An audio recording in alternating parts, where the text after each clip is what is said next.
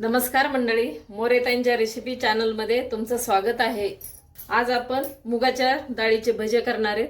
त्याच्यासाठी ना मी ही डाळ भिजू घातली ती 1 तास झाले आणि आता पाण्यातून उपसून अशी चाळणीमध्ये ठेवली।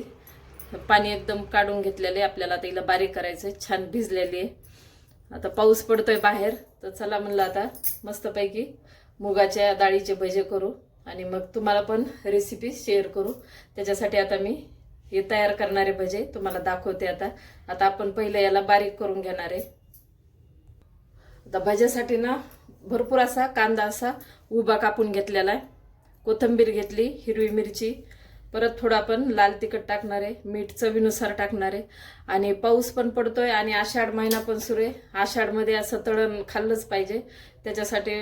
आणि ह्या मुगाच्या भज्यानं म्हणजे पोटाला पण काही त्रास होत नाही, हरभऱ्या डाळीपेक्षा हे पचनाला चांगले। त्याच्यामुळे आता मुगाच्या डाळीचे भजे मी तुम्हाला करून दाखवते। आता थोडी अशी डाळ मी मिक्सरच्या भांड्यात काढून घेतली, अशी 2-3 वेळा ही डाळ याच्यामध्ये काढून बारीक करून घेते।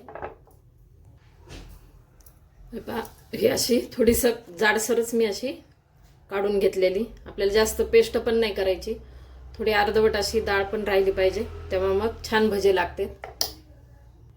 आता राहिलेली डाळ मी अशी करून घेते पूर्ण बारीक। आपण आता पूर्ण ही डाळ बारीक करून घेतलेली, पण आपल्याला जास्त बारीक नव्हती ना करायची, ही अशी जाडसर केलेली, काही डाळ पण दिसते, तेव्हा मग छान भजे लागते कुरकुरीत। आता आपण कांदा टाकून घेऊ, मोठे मोठे 3 कांदे कापलेले,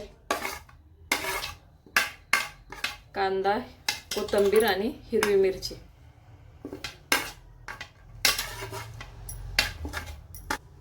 आता आपण मीठ टाकून घेऊ, चवीनुसार मीठ टाकले, थोडीशी हळद,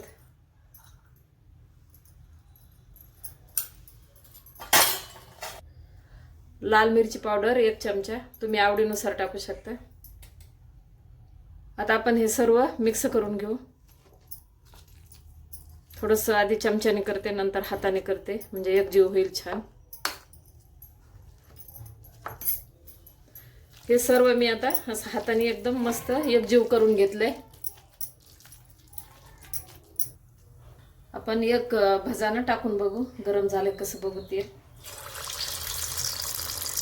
आता आपण ना हे डाळ भिजून केल्यामुळे ना तसा आवाज आलेला आहे, कारण पीठ नाहीये ना आपलं, डाळ भिजून आपण बारीक केलेली, तर त्याच्यामध्ये थोडंसं पाणी राहतच ना। तेल गरम झालेलं, पण एवढा भाजा काढून घेतल्यावर परत आपण भजे टाकू। आता तेल आपलं चांगलं गरम झालेलं आहे, एक भाजा तळून मस्त निघलेला आहे। आता ज्या आकाराचे तुम्हाला पाहिजे ते तसे टाकता, कारण कांदा भरपूर टाकलेला आहे, याला तुम्ही कांदे भजे पण म्हणू शकता, मुगाच्या डाळीचे कांदे भजे। खूप कांदा टाकलेला आहे आणि असा उभा कापून टाकायचा, छान लागतं। मी थोडी साईज अशी मोठीच धरली आणि जसे पडतील तसे टाकलेले, तुम्ही गोल पण करू शकता। आता छान तळलेले, तरी पण आपण एकदा पलटी करून घेऊ आणि थोडंसं त्याला तळून घेऊ, छान असा आकार आलेला आहे। आणि बाहेर पाऊस पडतोय, तुमच्याकडे पण पाऊस पडत असेल तर तुम्ही पण लगेच भजे करायला घ्या आणि भजे करून खा, छान लागत आहेत मुगाच्या डाळीचे भजे। थोडेसे अजून याचा कलर आणू आणि मग नंतर काढून घेऊ।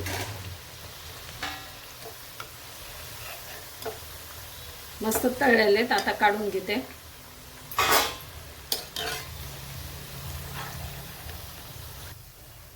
हे पण छान तळलेले आणि आकार पण छान आलेला आहे कांद्यामुळं। आता राहिलेले मुगाच्या डाळीचे भजे मी असेच तळून घेते। अशा प्रकारे मुगाच्या डाळीचे कांदे भजे तयार आहे। एकदा नक्की ट्राय करा आणि कमेंटमध्ये कळवा।